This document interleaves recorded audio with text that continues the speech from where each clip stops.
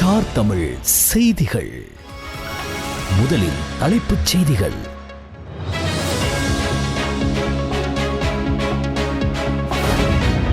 இலங்கை விமானப்படைக்கு சொந்தமான பெல் 212 ரக ஹெலிகாப்டர் விபத்துக்குள்ளானதில் 6 வீரர்கள் பலி.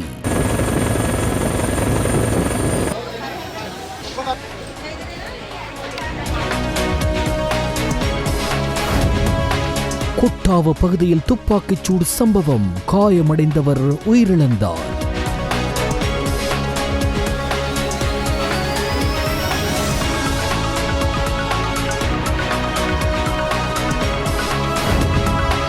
கொழும்பு மாநகர சபையை விட்டுக் கொடுக்க முடியாது, அமைச்சர் நலிந்த ஜெயதிச தெரிவிப்பு.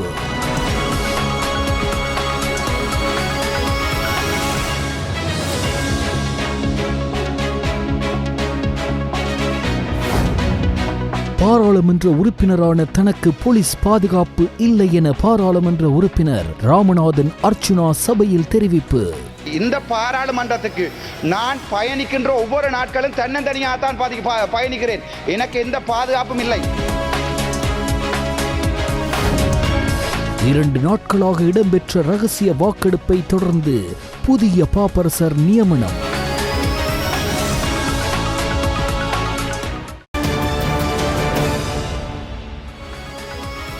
உள்நாட்டுச் செய்திகள். இலங்கை விமானப்படைக்கு சொந்தமான பெல் 212 ரக ஹெலிகாப்டர் ஒன்று இன்று காலை மாதுரு ஓயா நீர்த்தேக்கத்தில் விழுந்து விபத்துக்குள்ளானதில் இலங்கை ராணுவம் மற்றும் விமானப்படையைச் சேர்ந்த 6 வீரர்கள் உயிரிழந்தனர். ஹெலிகாப்டரை அவசர தரையிறக்கம் செய்ய முயன்றபோது இந்த விபத்து ஏற்பட்டதாக விமானப்படை தெரிவித்துள்ளது. விபத்து இடம்பெற்றபோது ஹெலிகாப்டரில் 12 ராணுவ வீரர்கள் பயணித்துள்ள நிலையில் ஏனைய 6 வீரர்கள் அரலங்வில மற்றும் பொலனறுவை வைத்தியசாலைகளில் சிகிச்சை பெற்று வருகின்றனர்.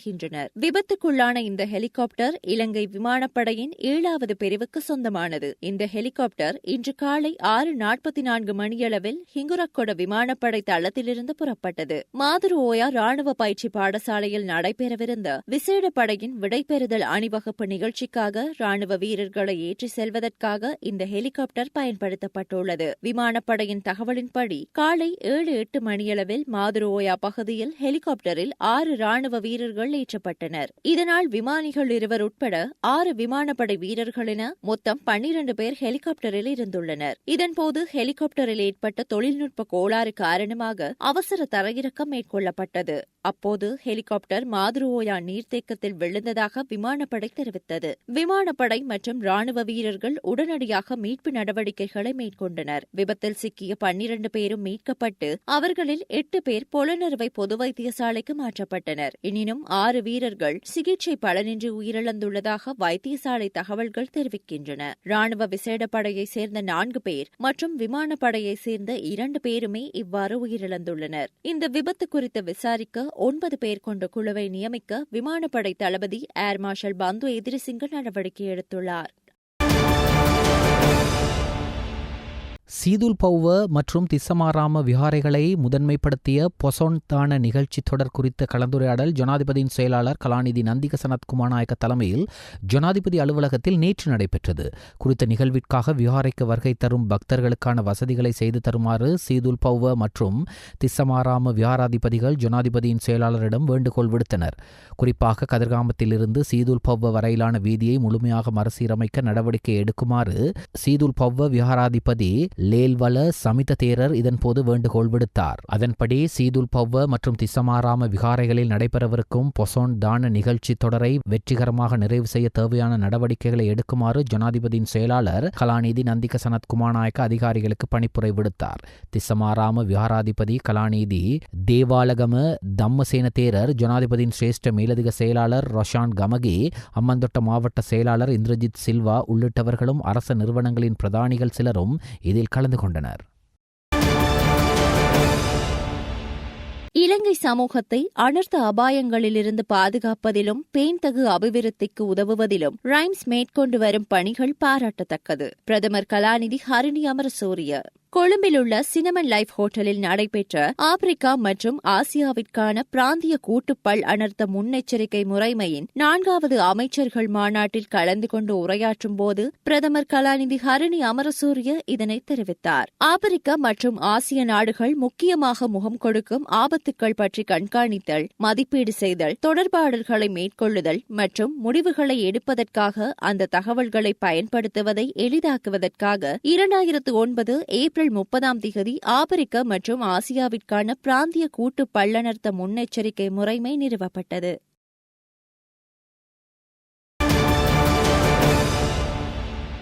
கொட்டாவை மாளபள்ள பகுதியில் உள்ள விகாரைக்கு அருகில் நடந்த துப்பாக்கி சூடு சம்பவத்தில் காயமடைந்தவர் உயிரிழந்துள்ளார். உயிரிழந்தவர் மிரிசாய பகுதியைச் சேர்ந்த 43 வயதுடையவர் என தெரிவிக்கப்படுகிறது. சம்பவம் தொடர்பான மேலதிக விசாரணைகள் போலீசாரால் முன்னெடுக்கப்படுகிறது.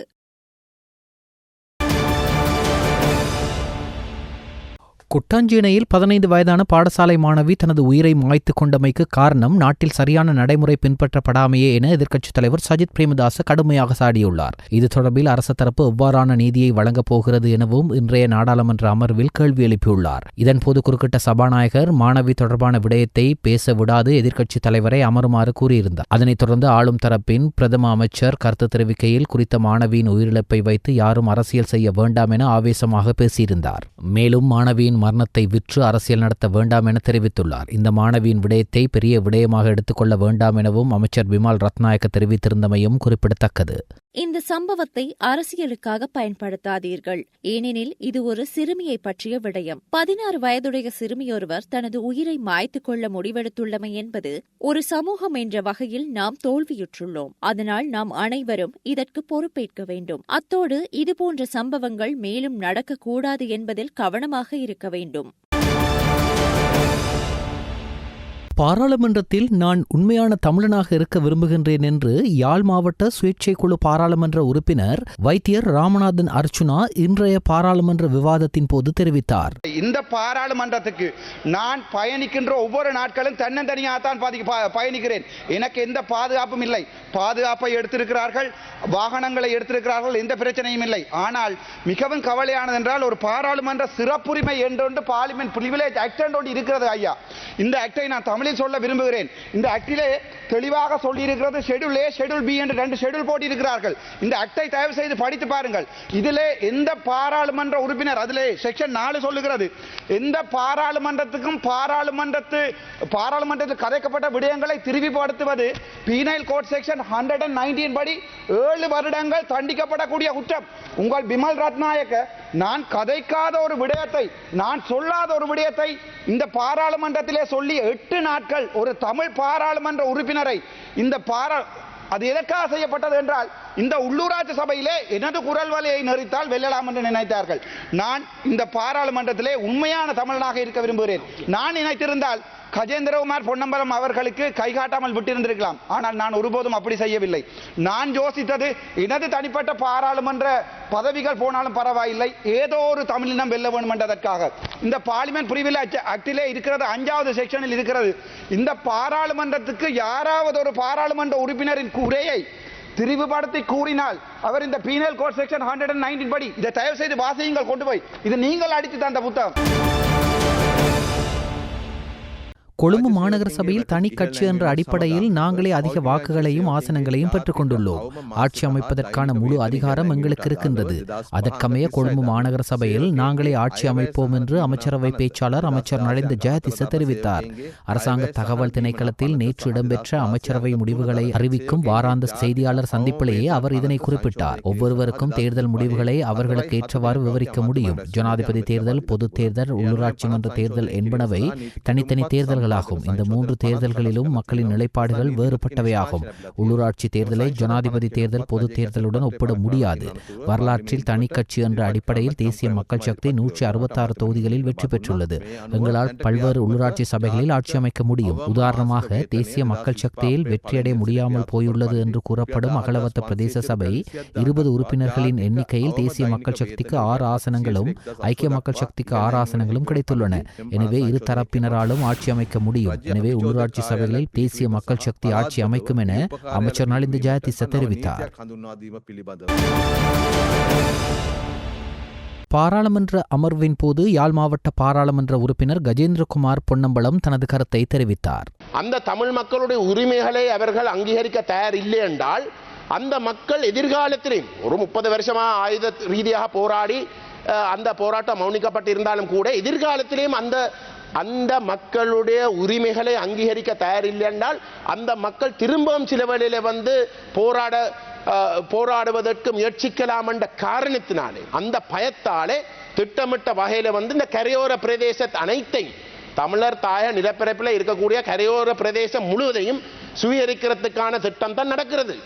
இது திட்டமிட்ட வகையில தமிழ் பேசும் மக்களை குறிவைக்கிற ஒரு விஷயமாக மாறும். நீங்கள் வேண்டுமென்ற எழுதி வையுங்கள். இது இன்றைக்கு வடமாகாணத்தை குறிவைக்கிற ஒரு விஷயம். இது கிழக்கு மாகாணத்துக்கும் போகும்.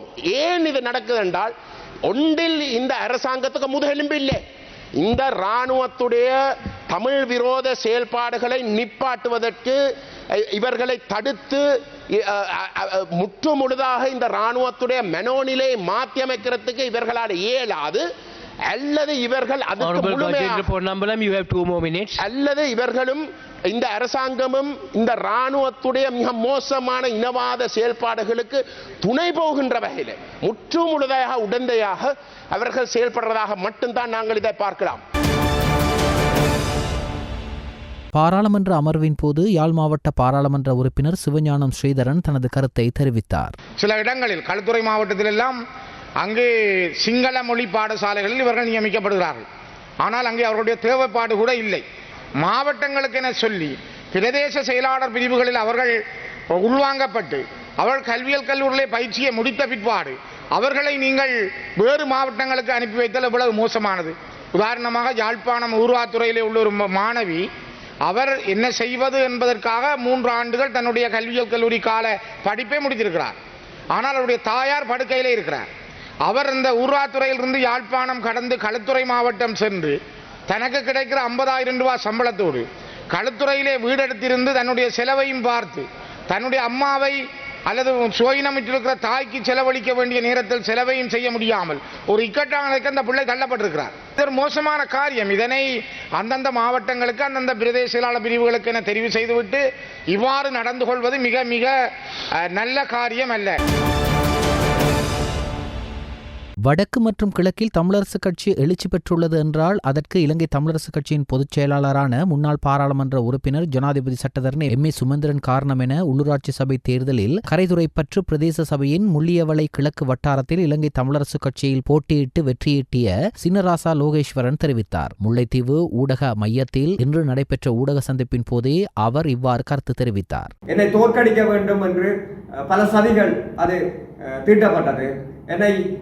எனக்கு எதிரான குற்றச்சாட்டுகளை சுமத்தினார்கள். எனக்கு எதிராக சிலர் வெவ்வேறு கோணங்களிலே செயற்பட்டு என்னை இல்லாமலிக்க வேண்டும் என்ற பல சதி திட்டங்களுக்கு மத்தியில் இந்த தேர்தல் வெற்றி அமைந்திருக்கிறது என்று சொன்னால் அது தனிப்பட்ட என்னுடைய வெற்றி அல்ல. தமிழ் தேசியம் மீண்டும் எழுச்சி கொள்வதற்கான ஆணைய மக்கள் எங்களுக்கு தந்திருக்கிறார்கள். எங்களை விட்டு பிரிந்து போனவர்கள் மீண்டும் எங்களோடு ஒற்றுமையாக பயணிப்பதற்கு அவர்கள் வர வேண்டும். காலாவதியான விசாக்களை பயன்படுத்தி சட்டவிரோதமாக நாட்டில் தங்கியிருந்த 34 வெளிநாட்டு பிரஜைகள் குடிவரவு மற்றும் குடியகல்வு திணைக்களத்தினால் நேற்று கைது செய்யப்பட்டுள்ளனர். 19 முதல் 54 வயதிற்குட்பட்ட பங்களாதேஷ் பிரஜைகளே இவ்வாறு கைது செய்யப்பட்டுள்ளனர். குடிவரவு மற்றும் குடியகல்வு திணைக்கள அதிகாரிகளுக்கு கிடைத்த தகவலின் பேரில் மேற்கொள்ளப்பட்ட விசாரணையில் சந்தேக நபர் கம்பஹா சீதுவை பிரதேசத்தில் வைத்து கைது செய்யப்பட்டுள்ளனர். கைது செய்யப்பட்டவர்களை பங்களாதேஷிற்கு திரும்பி அனுப்புவதற்கு குடிவரவு மற்றும் குடியகல்வு திணைக்கள அதிகாரிகள் நடவடிக்கை எடுத்துள்ளனர். எதிர்வரும் மே 19ஆம் தேதி விசாரணை குழுவில் ஆஜராகுமாறு பதவியில் இருந்து இடைநிறுத்தப்பட்டுள்ள பொலிஸ்மா அதிபர் தேசபந்து தெண்டகோனுக்கு அறிவிக்கப்பட்டுள்ளது. பொலிஸ்மா அதிபர் தேசபந்து தெண்டகோன் தமது அதிகாரத்தை கடுமையாக துஷ்பிரயோகம் செய்தமை தொடர்பில் விசாரித்து அறிக்கை அமைக்க நியமிக்கப்பட்ட விசாரணை குழு இந்த அறிவிப்பை வெளியிட்டுள்ளது. மேலதிக விசாரணைகளுக்காக குழுவின் முன்னிலையில் ஆஜராகுமாறு தேசபந்து தெண்டகோனுக்கு அந்த குழு விடுத்துள்ள முதலாவது அழைப்பு இதுவாகும். இந்த விசாரணைகளுக்காக குறித்த குழு தற்போது சில நாட்களாக பாராளுமன்ற வளாகத்தில் கூடி வருவதாக தெரிவிக்கப்பட்டுள்ளது. துபாயின் எமிரேட்ஸ் விமான சேவையின் புதிய விமானம் ஒன்று நேற்று பிற்பகல் கட்டுநாயக்க விமான நிலையத்தை வந்தடைந்துள்ளது. இரட்டை என்ஜின்களை கொண்ட இந்த ஏர்பஸ் A350 விமானம் மேற்பட்ட தொழில்நுட்பங்களோடும் திறமைகளோடும் தற்போது சேவையில் இணைக்கப்பட்டுள்ளது. இந்த விமானத்தில் பயணிகளுக்காக 312 ஆசனங்கள் காணப்படுகின்றன. அவற்றில் 32 வணிக வகுப்பு ஆசனங்களும் 21 உயரிய வணிக வகுப்பு ஆசனங்களும் 259 பொருளாதார வகுப்பு ஆசனங்களும் அடங்குகின்றன. அத்துடன் விமானத்தின் 5 திசைகளில் இருந்தும் கமராக்கள் உள்ளதுடன் கையடக்க தொலைபேசிகளை சார்ஜ் செய்யும் வசதியும் வைஃபை தொழில்நுட்பமும் உள்ளன. நீண்ட தூர பயணத்திற்கேற்றவாறு பெரிய குளியலறைகள் மற்றும் சிறந்த ஆசனங்கள் ஆகியன உள்ளன. எமிரேட்ஸ் விமான சேவையானது வாரத்திற்கு 4 முறை துபாயிலிருந்து இலங்கைக்கு சேவையை வழங்குகின்றது. சப்ரகமோ பல்கலைக்கழக முதலாம் ஆண்டு மாணவர் பகடிவதை காரணமாக சமீபத்தில் உயிரிழந்த நிலையில் ஏனைய துன்புறுத்தலுக்கு ஆளான மாணவர்கள் சார்பாக சமநலவேவ போலீஸ் நிலையத்தில் புகார் அளித்த 25 மாணவர்களில் 10 பேர் இன்று காலை குற்றப்புலனாய்வு துறையில் வாக்குமூலம் அளிக்க ஆஜரானார்கள். இந்நிலையில் ஊடகங்களுக்கு கருத்து தெரிவித்த நுகர்வோர் முன்னணியின் தலைவரான அசேல சம்பத் புகார்களை பதிவு செய்து ஆதாரங்களை வழங்க திட்டமிட்டுள்ள மாணவர்களின் உயிருக்கு அச்சுறுத்தல்கள் இருப்பதாகவும் பகடிவதைக்கு எதிராக அரசாங்கம் உரிய நடவடிக்கை எடுக்க வேண்டும் என்றும் தொலைதூர பகுதிகளிலிருந்து வரும் மாணவர்களுக்கு இந்த அறிக்கைகளை வழங்க பாதுகாப்பு இல்லாததால் அறிக்கைகளை பதிவு செய்வது மின்னணு முறையில் செய்யப்பட வேண்டும் என்றும் எதிர்காலத்தில் இதுபோன்ற துன்புறுத்தல்கள் நடந்தால் அசேல சம்பத் அதற்கு எதிராக தலையிடுவார் என்றும் அவர் கூறினார். දැන් එතකොට ඔබතුමා දැන් කිව්වා නවකවාදයක් කරලා තිබුණත් අසේල සම්පත් මැදිහත් වෙනවා. අනිවාර්යෙන් මොන වගේ මැදිහත් තියෙනවද? මැදිහත් තියෙන බලා ගන්න පුළුවන් අන්න එදාට ප්‍රධාන පෞරුෂ බඩපත් වේවි. ඒ නිසා බලා තන්නේ නම් බලා නවකවාදේ නැවත දෙනව නම් පුළුවන් නම් දීයල්ලා මම ආරාධනා විශ්ව දරුවන්ට 076යි 47යි 347 මගේ නම්බර එක අසේල සම්පත් Google එකේ මගේ නම්බර තියෙනවා. මට ඒවල්ලා පුතේ බලාගේ ප්‍රශ්න මේ දරුවන්ට තර්ජනය කරලා තියෙනවා. දැන් ඔය හිරේ කිව්වේ තර්ජනය කරපු හඩබඩද මේ දරුවා. එහෙම තියෙති නැවත මේ දරුවෝ සබරගම විශ්වවිද්‍යාලයට යවන්න පුළුවන්ද? මම්මගේ දරුවෝ යවන්නේ නැහැ. මේ දරුවෝ යවන්න දෙන්නෙත් නැහැ. මේ තමයිත් එක්කම එකතු වෙලා අපි යනවා ජිනීම, අපි යනවා මානවිකම් සියලුම දේවල් කියන මේ දරුවන්ට ඔන්ලයින් මේ අවුරුදු දෙකේ කරනවා නැත්නම් එහෙම නැත්නම් මේ පාපතරයන්ගේ දැන් මුංගේ යාළුවෝ ඉන්න එක ඇතුලේ රාගකට මේ පොළ පාරක් ගාව කවුද වක් කියන්නේ?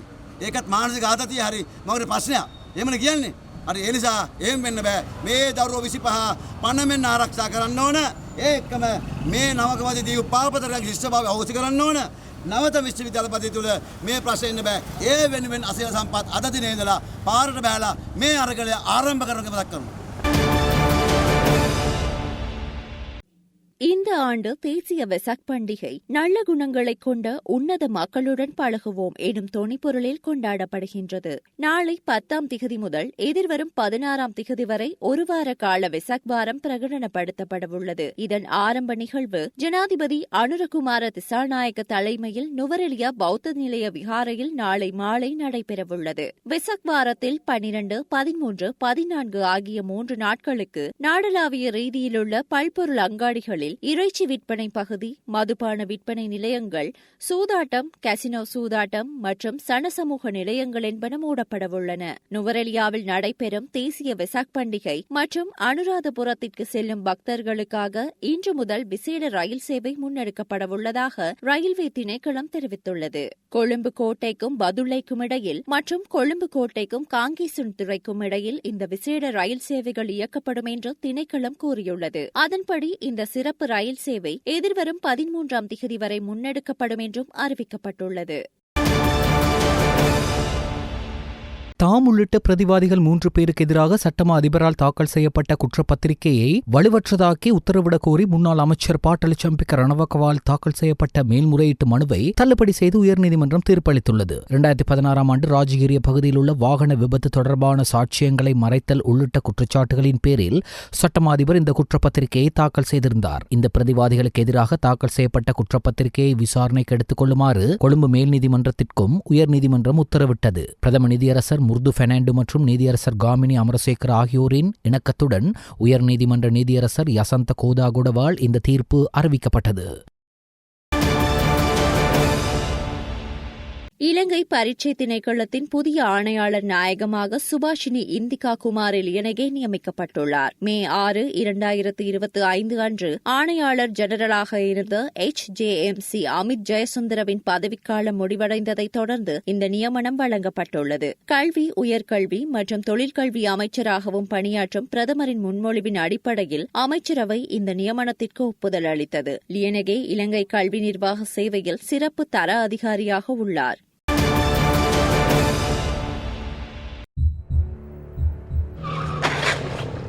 இடது பக்கமாக முந்துவதை தவிர்த்துக் கொள்ளுங்கள்.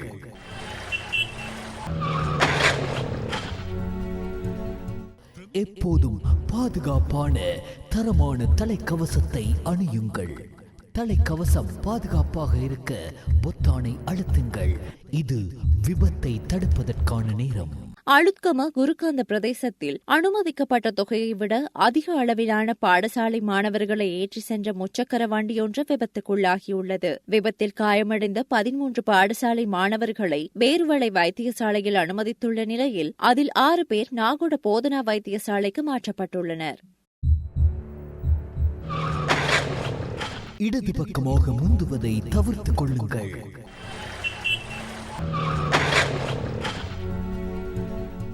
எப்போதும் பாதுகாப்பான தரமான தலைக்கவசத்தை அணியுங்கள். தலைக்கவசம் பாதுகாப்பாக இருக்க பொத்தானை அழுத்துங்கள். இது விபத்தை தடுப்பதற்கான நேரம். மீட்டியகுடை தம்பகடிய பகுதியில் உள்ள உணவகம் ஒன்றிற்கு அருகில் அண்மையில் நடத்தப்பட்ட துப்பாக்கி சூடு சம்பவம் தொடர்பில் மேலும் 3 சந்தேக நபர்கள் கைது செய்யப்பட்டுள்ளனர். துப்பாக்கி சூடு சம்பவத்திற்கு ஒத்துழைப்பு வழங்கிய குற்றச்சாட்டிலேயே அவர்கள் கைது செய்யப்பட்டுள்ளனர். மீட்டியகுடை மற்றும் கஹவ பகுதிகளைச் சேர்ந்த 27, 40 மற்றும் 44 வயதுடையவர்களை இவ்வாறு கைது செய்யப்பட்டுள்ளதாக காவல்துறை தெரிவித்துள்ளது. இந்த சம்பவம் தொடர்பாக இதுவரையில் 5 சந்தேக நபர்கள் காவல்துறையினரால் கைது செய்யப்பட்டுள்ளனர். மீட்டியகுடை தம்பகடிய பகுதியில் உள்ள உணவகம் ஒன்றிற்கு அருகில் 2 உந்துருளிகளில் பயணித்த குழு ஒன்றினால் கடந்த 3ஆம் திகதி இந்த துப்பாக்கி சூடு சம்பவம் நடத்தப்பட்டது. துப்பாக்கி சூட்டில் காயமடைந்த இருவரும் பலப்பிட்டிய ஆதார வைத்தியசாலையில் அனுமதிக்கப்பட்ட நிலையில் அதில் ஒருவர் சிகிச்சை பலனின்றி உயிரிழந்தார். பாதுகாப்பு காரணங்களுக்காக இலங்கையிலிருந்து பாகிஸ்தானின் லாகூருக்கு செல்லும் அனைத்து விமானங்களும் மறு அறிவித்தல் வரை இடைநிறுத்தப்பட்டுள்ளதாக ஸ்ரீலங்கன் ஏர்லைன்ஸ் அறிவித்துள்ளது. இந்தியா பாகிஸ்தான் போர் பதற்றத்திற்கு மத்தியில் இன்று காலை பாகிஸ்தானின் லாகூரில் 3 குண்டுவெடிப்புகள் நிகழ்ந்ததாக வெளிநாட்டு செய்திகள் தெரிவிக்கின்றன. 2,08,40,000 ரூபாய் பெறுமதியான பணம் மற்றும் தங்க நகைகளை கொள்ளையிட்ட சம்பவத்துடன் தொடர்புடைய சந்தேக நபர் ஒருவரை மேல்மாகாண வடக்கு குற்றத்தடுப்பு பிரிவினர் கைது செய்துள்ளனர். 3/5/2025 அன்று சபுகஸ்கந்த போலீஸ் பிரிவில் துப்பாக்கியை காண்பித்து மிரட்டி இவ்வாறு 2,08,40,000 ரூபாய் பெறுமதியான தங்க நகைகள் மற்றும் பணம் கொள்ளையிடப்பட்டுள்ளது. இந்த சம்பவம் குறித்து மேல்மாகாண வடக்கு குற்றத்தடுப்பு பிரிவினர் விசாரணைகளை முன்னெடுத்துள்ளனர். அதன்படி நேற்று காலை கிரிந்திவெல போலீஸ் பிரிவிற்குட்பட்ட மாஹேன சந்தியில் குறித்த சந்தேக நபர் கைது செய்யப்பட்டுள்ளார். சந்தேக நபர் கலகெட்டிஹன பகுதியை சேர்ந்த 61 வயதுடையவர் என தெரிய வந்துள்ளது. சந்தேக நபரிடம் மேற்கொண்ட மேலதிக விசாரணையில் இந்த சம்பவம் குறித்து மேல்மாகாண வடக்கு குற்றத்தடுப்பு பிரிவினர் மேலதிக விசாரணைகளை மேற்கொண்டுள்ளனர். இடைவேளைக்கு பின்னர் செய்திகள் தொடரும். செய்திகள் தொடர்கின்றன. வெளிநாட்டு செய்திகள். செயின்ட் பீட்டர்ஸ் சிம்மாசனத்தின் 267வது பாப்பரசராக கர்தினால் ராபர்ட் பிரீவோஸ்ட் தேர்ந்தெடுக்கப்பட்டுள்ளார். 69 வயதான அமெரிக்க கர்தினால் ராபர்ட் பிரீவோஸ்ட் பாப் லியோ ஆக நியமிக்கப்பட்டுள்ளார் என்ற அறிவிப்பு உலகம் முழுவதும் நம்பிக்கையுடன் கூடிய உற்சாகத்தை ஏற்படுத்தியுள்ளது. பாப்பரசர் பதவியை வகிக்கும் முதல் அமெரிக்கர் இவர்தான். எனினும் அவர் பெருவில் உள்ள ஒரு மிஷனரியாக பல ஆண்டுகள் கழித்ததன் காரணமாக அங்கு பிஷப்பாக மாறுவதற்கு முன்பு லத்தீன் அமெரிக்காவிலிருந்து ஒரு கர்தினால் கருதப்படுகிறார். தன்னை கத்தோலிக்க திருச்சபையின் தலைவராக தேர்ந்தெடுத்ததற்காக சக கர்தினால்களுக்கு நன்றி தெரிவித்த அவர் இத்தாலியன், ஸ்பானிஷ் மற்றும் லத்தீன் மொழிகளில் பேசினார். மறைந்த பாப்பரசர் பிரான்சிஸை பற்றியும் அவர் அன்புடன் பேசினார். மேலும் கூட்டத்தை ஜெபத்தில் வழிநடத்தி முடித்தார். சிஸ்டைன் தேவாலயத்தின் மேலுள்ள புகைப்போக்கியிலிருந்து வெள்ளை புகை வெளியேறிய பின்னர் புனித பீட்டர்ஸ் பசிலிகாவின் பால்கனியில் தோன்றினார். இது உள்ளே இருந்த 133 கர்தினால்கள் ஒரு புதிய பாப்பரசரை தேர்ந்தெடுத்ததை என்பதை குறிக்கிறது. ஜம்மு காஷ்மீர், ராஜஸ்தான், பஞ்சாப் உள்ளிட்ட பகுதிகளில் மக்கள் வசிக்கும் பகுதிகளை குறிவைத்து நேற்றிரவு பாகிஸ்தான் ஷெல் தாக்குதல் நடத்தியுள்ளது. இதற்கு இந்திய ராணுவம் தக்க பதிலடியை கொடுத்தது. இந்த தாக்குதலை அடுத்து எல்லையோர மாநிலங்களில் இன்று உச்சகட்ட பாதுகாப்பு எச்சரிக்கை விடுக்கப்பட்டுள்ளது. இந்த நிலையில் சண்டிகரில் உள்ள விமானப்படை தளத்திலிருந்து எச்சரிக்கை ஒலி விடுக்கப்பட்டுள்ளது. பொதுமக்கள் அனைவரும் வீடுகளுக்குள் இருக்க வேண்டும் என்றும், ஜன்னல் பகுதிகளில் நிற்கக்கூடாது எனவும் விமானப்படை மையம் தரப்பில் அறிவுறுத்தப்பட்டுள்ளது. வான்வழி தாக்குதல் நடத்தப்படலாம் என்பதால் முன்னெச்சரிக்கை நடவடிக்கையாக இவ்வறிவுறுத்தல் விடுக்கப்பட்டுள்ளது.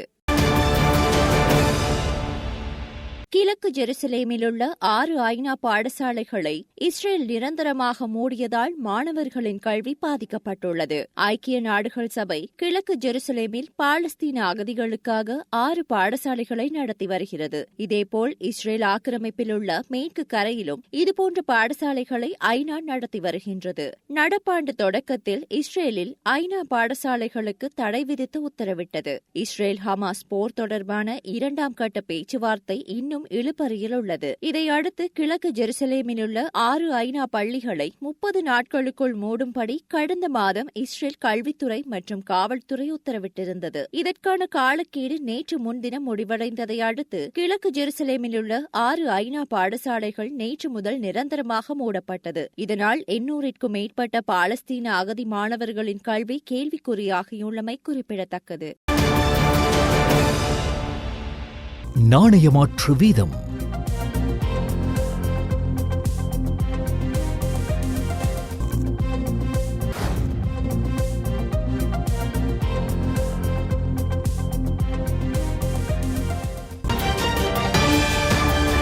இடைவேளைக்கு பின்னர் செய்திகள் தொடரும். செய்திகள் தொடர்கின்றன. விளையாட்டு செய்திகள்.